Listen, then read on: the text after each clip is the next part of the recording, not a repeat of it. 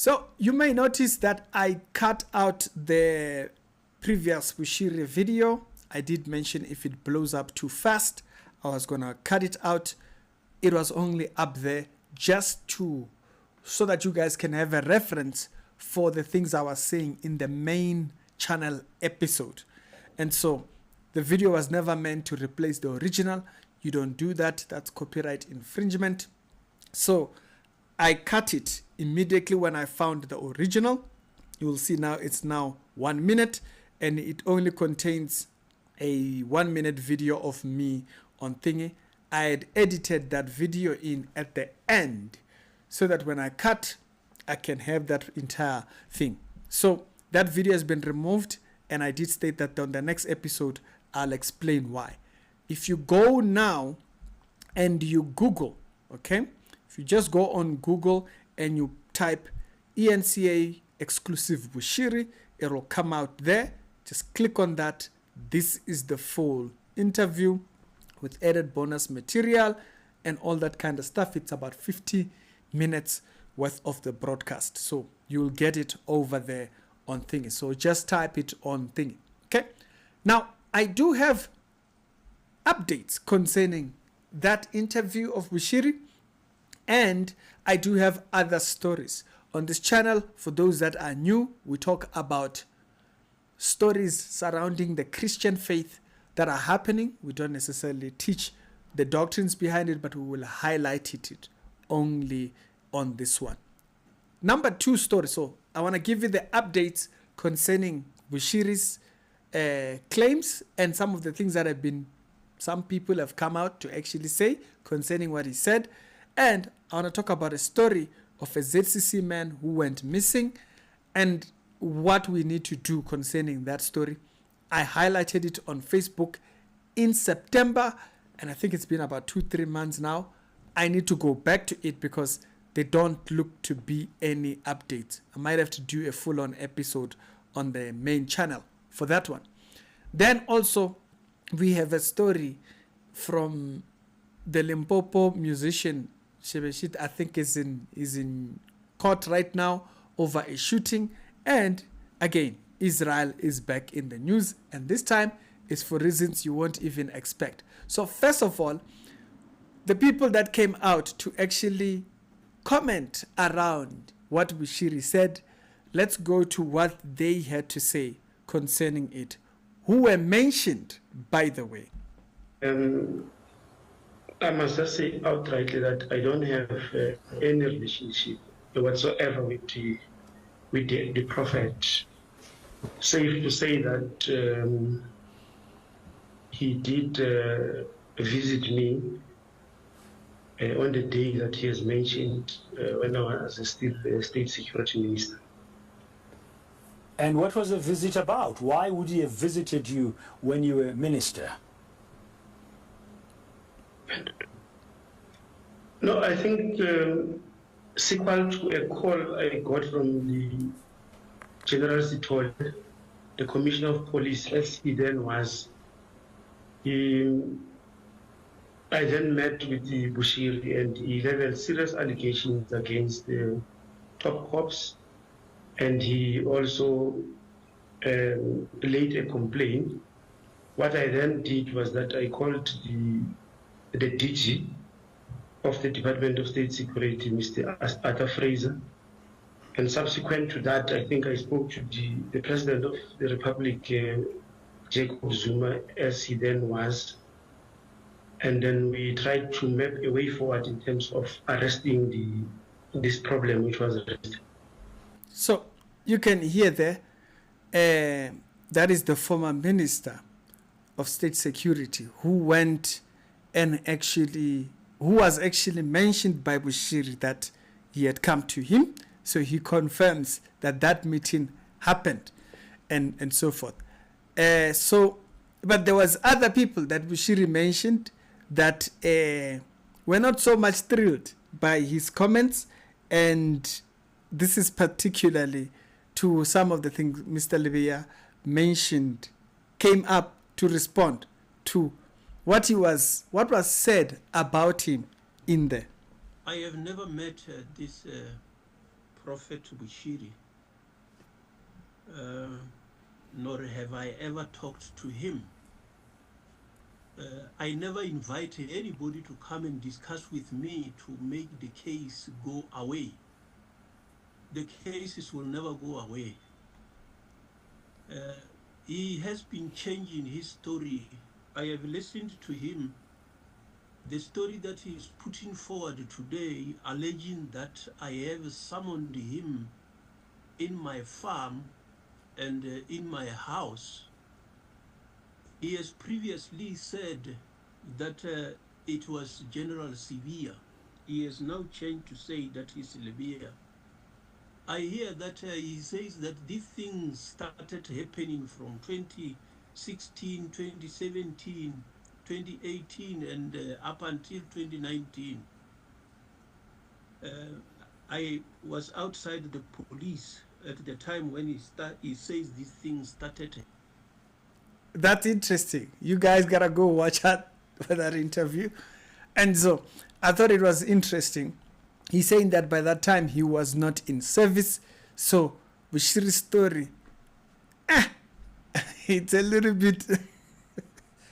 By the way, the other one of Bongo, he posted it. I want to see if he will post this one, because on this one, the general is questioning, Chief, I did not serve anything. And that's also very concerning what he's saying there, because he's saying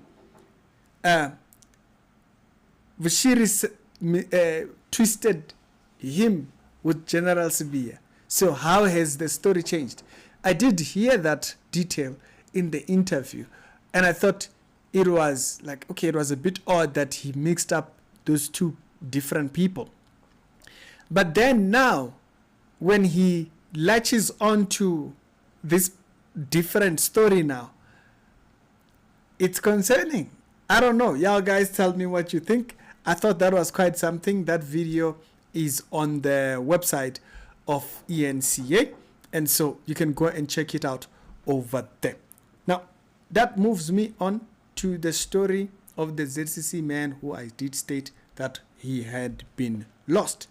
This man went to a church service in Boyne, in Limpopo, Teflop, and I guess he was there for a service or something.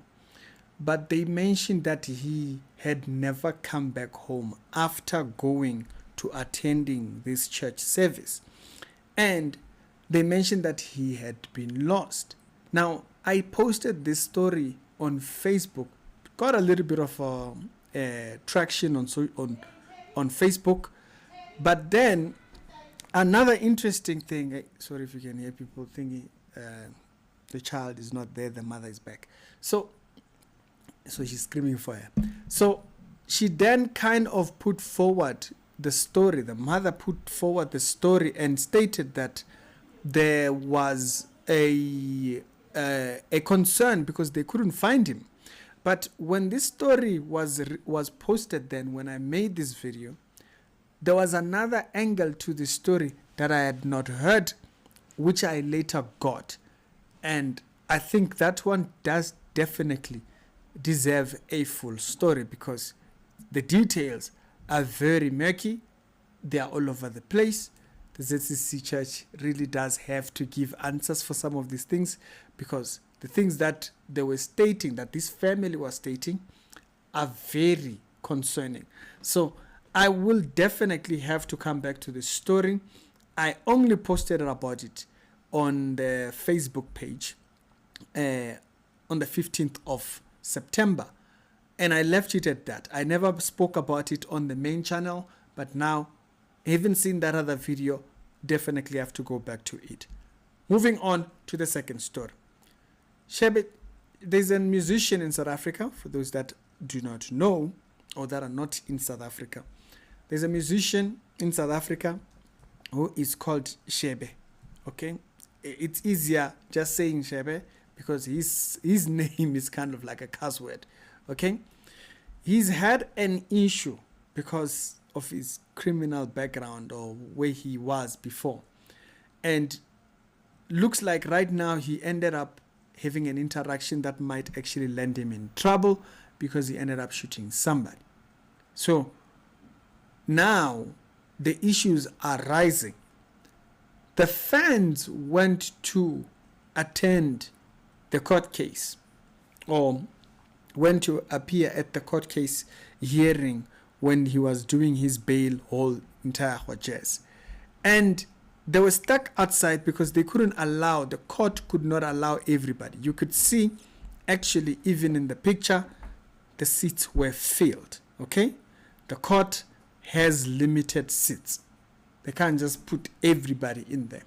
And so, but his audience or the people that follow him were not having it. I thought this story was very interesting for that part alone, but this is the video concerning that whole thing right there.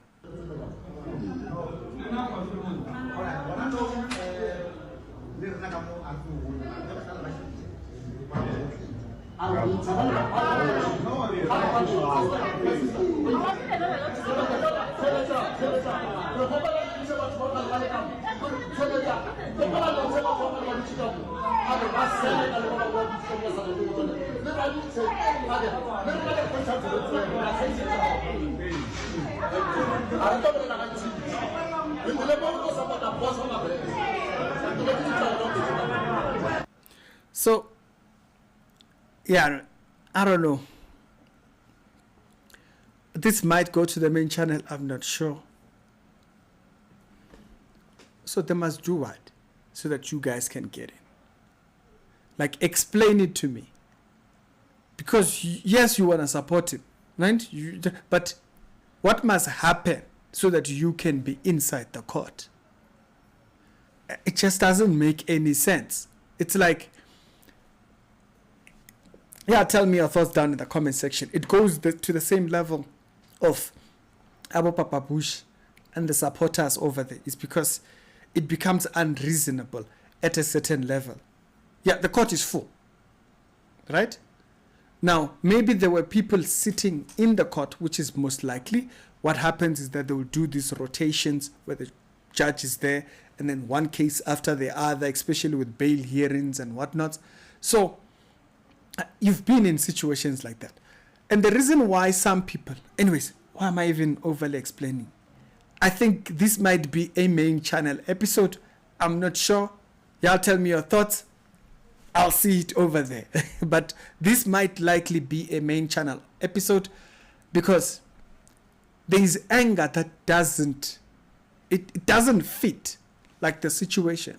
And so you have to question, so what exactly, you know?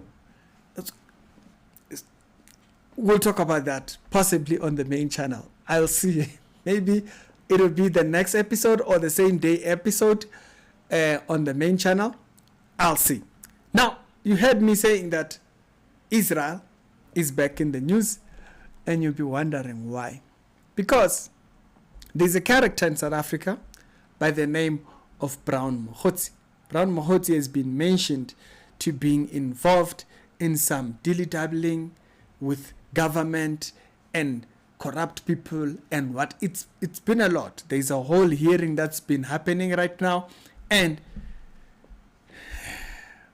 in his testimony to why General Mukwanas is lying. So General Mukwanas is a police general in Durban who's been exposing these cartels that are running to a position, to a point of political authority. And so he's been exposing them. Brown Mogotsi decided to turn that into an Israel issue. You know, Israel gets blamed for everything. Brown Mogotsi turned and literally said, the reason why all these things are happening is because General Mukwanas is protecting Israeli interests in the Bay.